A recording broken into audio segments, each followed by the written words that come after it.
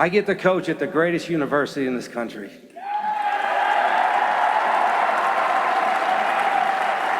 I get to live in the greatest state in the union. And more importantly, I get to be around the greatest people that you could be around. Thank you very much. Let's go Mountaineers.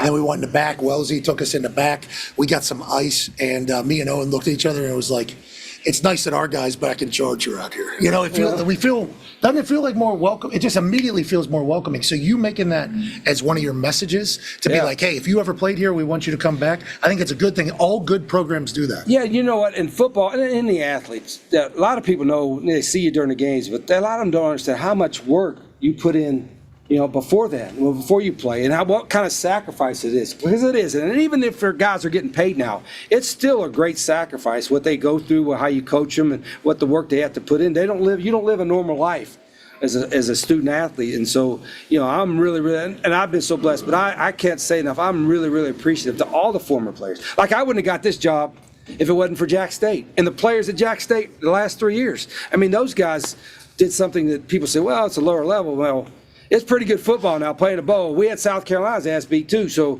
you know, our guys played really good football, and they deserve a lot of credit. Do any of those players understand what the hell's about? I don't think any. I don't think that's I don't know. That's a good question. I'm going to find out. You know, I watched practice today, and the energy was good, and intensity was okay. It was, but there was no live going on. But the first winter workout when you do tour duty, first tour duty, and they'll find out who's thinks they're going hard, but they ain't really going hard, because their version of going hard. Yep. And our version of going hard might be different. Might be a little different. So we'll find that out in a hurry. We're proud of you, man. Thank you, brother. Good time to have a great weekend, AJ Hawk, and we're going to celebrate the hell out of life here at West Virginia. Bengals, Titans getting 5.5 at home in Nashville. Bengals, obviously. Joe Burrow's house ransacked. We learned that maybe he has an assistant or... Yeah, she's on staff. She's employed by Joe. One of the two. I don't think he's happy about any of that. No, I don't think. So with that being said, give me the Bengals minus 5.5 traveling to Nashville. You like to pick? Yeah, absolutely. You kidding me? T. Higgins touchdown. AJ, you like to pick? Oh yeah, I'm taking Cincinnati here as well on the road. I like a mad Joe Burrow. You know, what about a sad very frustrated short, my privacy. What did he say? My privacy was violated on many fronts. Multiple times, in many different ways. Yeah. All of a sudden, everybody knows now that I know a swimsuit model. Okay, don't love that. Also, my entire bedroom ransacked. Millions of dollars worth of jewelry and costumes. Underwear. Think about all the costumes he has. Think about all the costumes he has over there. Okay, so that's one game. Let's keep it moving. It's really uncomfortable in here. Kansas City, Browns. Kansas City favored by 4 going into Cleveland. I like the Chiefs. Even though last week I took the Chargers, I like the Chiefs here to cover 4, even though that's not the Chiefs' MO. Seven straight they haven't covered. Okay, they have. But you would think 4. It's the Cleveland Browns. Yeah, the Chiefs are going to cover. I'm taking the Chiefs again. I'm blinded by their Super Bowls. Baltimore Ravens, New York Giants. Ravens favored by 16. Not enough. Remember how pissed off Lamar Jackson was coming off of the loss? And remember what Mama Jackson said. Yeah, run the football. Lamar Jackson's plus 175, scored a touchdown as well. Feels like a good move. Herm Edwards over our shoulder. Same with Barry doing their thing. I wonder if they're having the same type of show we're having, just into a laptop in a corner of a room. But with that being said, I like the Ravens. Minus 16, taking on the woeful Giants. Yeah, 16 is so many, but I like the Ravens as well on this one, Pat. Washington Commanders, are they going to change their name? West Virginia's going back to Rich Rod. Is Washington about to go back to... There's a fellow in the front row that really was pushing hard today. Yeah, he had the raccoon skin. Yeah. The Pittsburgh Steelers, the Battle of the Keystone State, taking on the Philadelphia Eagles. Give me the Pittsburgh Steelers plus 5.5. I'll take the Philadelphia Eagles minus 5.5. Eagles might win that game, but 5.5 feels like too many. Tone, how do you feel about that? My worry is that that coaching staff. Now Steichen was the OC. They've had the Steelers defensive number, but Steichen was there the last time that they had the Steelers D number, so that worries me a bit. But still, boys are playing hard right now. Does it, boys? I think the picks are over. The press conference is over. There's only one man that we need to talk to. And he's sitting right over there. He's got a sweet pair of Nike shoes. He's got a great suit on, good tie. I don't think people got to see his smile enough because he's got a great smile, this guy. And he's got a great football brain.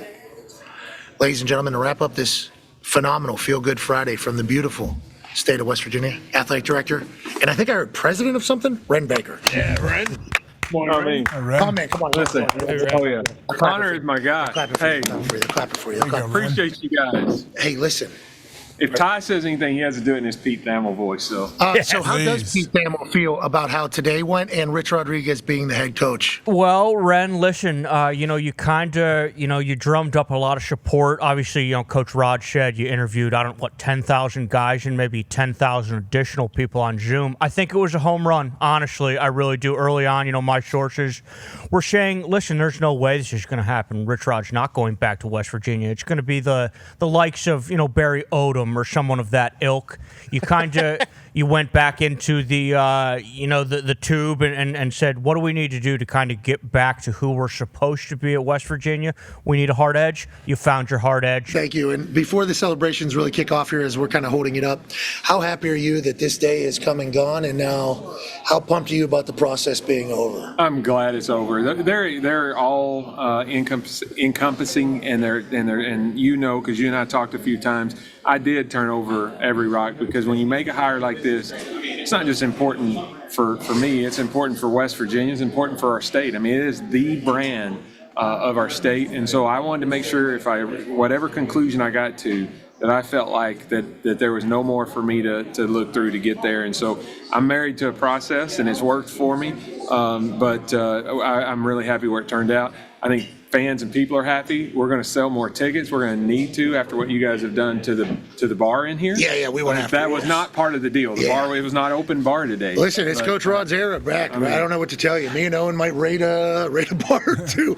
But I left Connor in charge. It did not go well. Well, Connor was trying Connor was trying to figure out all the tech so we could listen to the press conference because we wanted to hear what you had to say. What's your biggest takeaway from the press conference out there? Obviously, the energy is immense. Yeah, I said this before. West Virginians love this program, and they love West Virginians, and they want West Virginians to do well. So I know there's a few people have hard feelings about how things went down 17 years ago, but I think Coach nailed it when he said, I will earn your trust and your belief back. And that right there, I mean, that's what people need to hear. They want to believe. That's kind of been his mantra this whole time. Yeah. Like since I've talked to him, I assume you as well. Yeah, both interviews, the first time we sat down with him, just said, hey, I think one of the interviews he said, my biggest professional mistake was leaving 17 years ago. My biggest personal mistake was how I left, and I'm ready to go home and make it right.